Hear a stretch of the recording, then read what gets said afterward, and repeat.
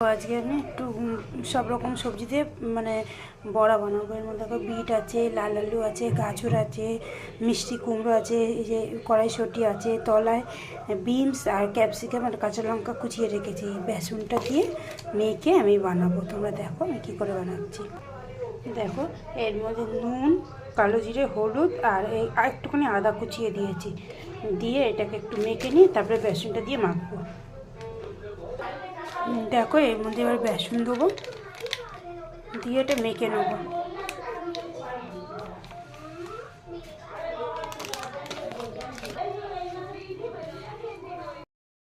এগুলো আমি এরকম করে শেপ দিয়ে নিয়ে রেখে দিয়েছি।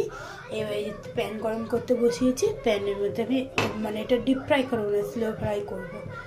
আমি এটা প্যানটা একটু গরম হোক, তারপরে তেলটা দেবো। প্যান গরম হয়ে গেছে, আমি এবার তেল দিয়ে দেবো।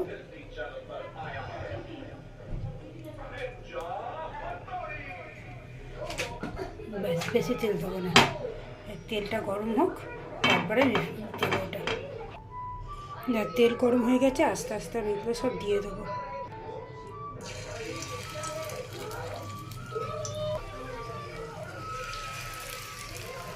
এরম করে আস্তে আস্তে সব কটা দিয়ে নেবো। এই দেখো এটা হয়ে গেছে, এবার এটা দিয়েছি। এবার আস্তে আস্তে হোক, তারপরে আমি এটা উল্টাবো। চলো দেখি, এটা একদিকে হয়ে গেছে, এবার একদিকটা উল্টে দিই।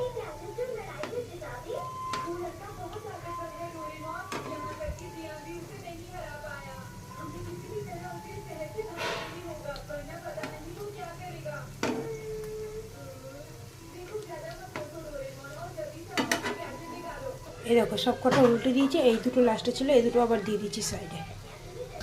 এই দেখো এগুলো হয়ে গেছে, এবার আমি এগুলো নামিয়ে নেবো। হয়ে গেছে এগুলো পুরোতে রেডি। দেখো এটা আমার কমপ্লিট। এরম করে বানিয়ে গরম ভাতে কিন্তু খেতে খুব ভালো লাগে।